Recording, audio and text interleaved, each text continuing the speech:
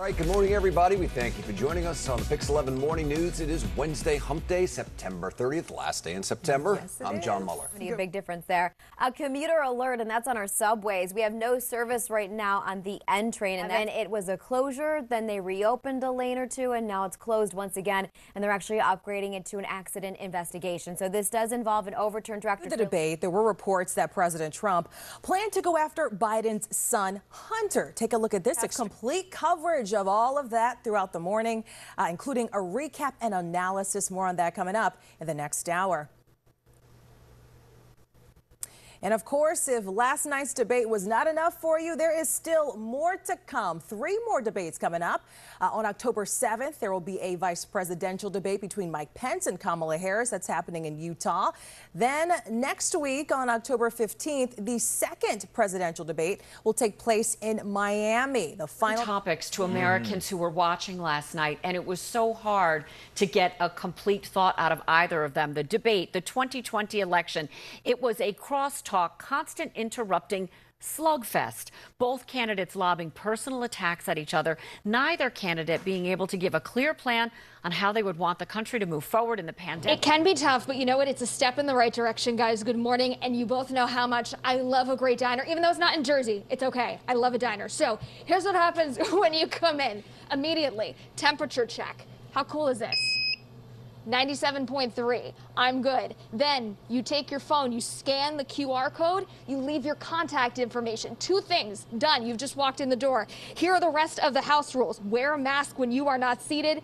Leave the contact information, take your temperature, use a squirt of hand sanitizer. So that is the last thing we are going to do. Hand sanitizer right up front. And yeah, I got that.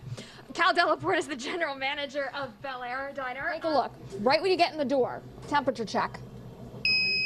97.3. I'm clear. Second thing, if I was going to be sitting and dining, I'd have to scan this QR code, and that would allow me to leave my contact information in case a contact tracer does need to get in touch with me. Couple other house rules that are laid out right when you walk in the door. Wear a mask when you're not seated, and use a squirt of hand sanitizer. It is right up here. You do all those things, and you are good to go for indoor dining.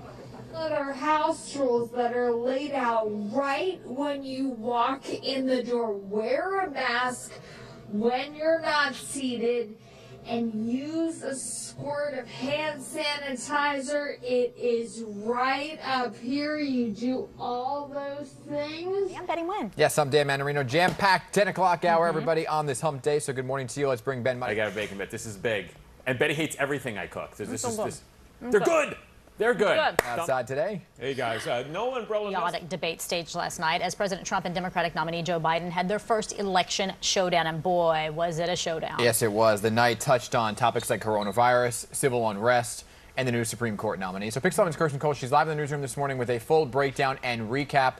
Kirstin, this was fireworks. Yeah, it certainly was. And these were really vitally important issues for Americans to listen in on, right? But for 90 minutes, we saw President Trump constantly interrupting not only Biden's answers, but also the moderator's questions and requests for civility and to allow the other to speak. Viewers had a tough time really getting any substance out of this. But one thing that was heard loud and clear was President Trump's refusal to again condemn white supremacy, who was part of the president's preparation team, saying this morning that he came across as, quote, too hot and too aggressive.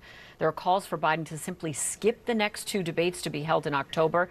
Both candidates, though, back on the campaign trail this morning, the president in Minnesota, while Biden is taking a train tour through Ohio and Pennsylvania. And just trying to take mayonnaise out of a can, and it just disturbed me. 10:13. All right, let's talk about this. Doctors have identified a new sleep disorder. Red light coming out of the window, right? It's already celebrating. Pretty much. Dios mío. All right, because we want to get an update on how you're doing with this. That's coming up after the break. She can't stop drinking. Also, how you're doing, if you're still continuing or if you dropped out like me.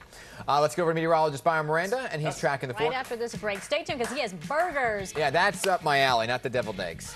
Okay, there's no lettuce. There's no any. Eat it over the rug. You get so messy. You get so messy. It is. Betty's the best. I love Betty. It's dripping. Betty. Mess up your dress. Here, Betty, let's do it together, Betty. Betty, let's do it together. Okay, ready? Is it even cooked? Do the hunch. It's cooked. 1, 2, let's go. Just eat 3. the outside. I hope it's cooked.